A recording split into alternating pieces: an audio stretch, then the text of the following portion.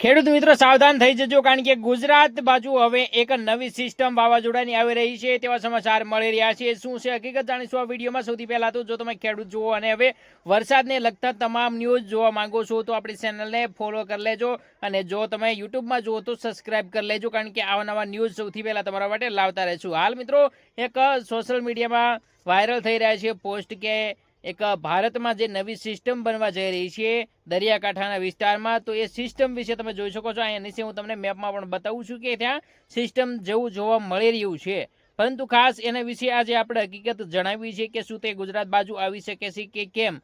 તો એના વિશે માહિતી જોઈએ તો અહીંયા તમે મેપમાં જોઈ શકો છો કે આટલું છકડું જે ફરી રહ્યું છે ત્યાં એક સિસ્ટમ બની શકે છે, પરંતુ અત્યારના મેપ પ્રમાણે જોઈએ તો આ સિસ્ટમ ત્યાં મોટી થતી જોવા નહીંથી મળતી। અહીંયા જે છે કાલની તારીખે, એટલે કે આજે 15 તારીખ છે, કાલે 16 તારીખ છે, તો આ બધું સિસ્ટમ ત્યાંથી વિખાઈ જતું જોવા મળી રહ્યું છે। પરંતુ જો આ એક સિસ્ટમ બને તો એવું બની શકે છે કે એ વાવાઝોડામાં કન્વર્ટ થઈ શકે, પણ આ મેપમાં જે પ્રમાણે અત્યારે બતાવી રહ્યા છે તે પ્રમાણે ત્યાં મોટી સિસ્ટમ થતી જોવા મળી રહી નથી, એટલે કે વાવાઝોડાની કોઈ પણ અસર જોવા મળતી નથી। અને વાત રહી વરસાદની, તો લગભગ આ 16 એટલે કે આવતીકાલ નહીં પણ બીજી 16 તારીખ આવે ત્યારથી જ કેરળ બાજુ વિસ્તાર જે છે એ બાજુ તમિલનાડુ એ બાજુ જે વરસાદની શરૂઆત થઈ જશે, ને પછી ધીરે ધીરે એ મહિનાના એન્ડ સુધીમાં આપણા ગુજરાતમાં પણ વરસાદની એન્ટ્રી થઈ જશે।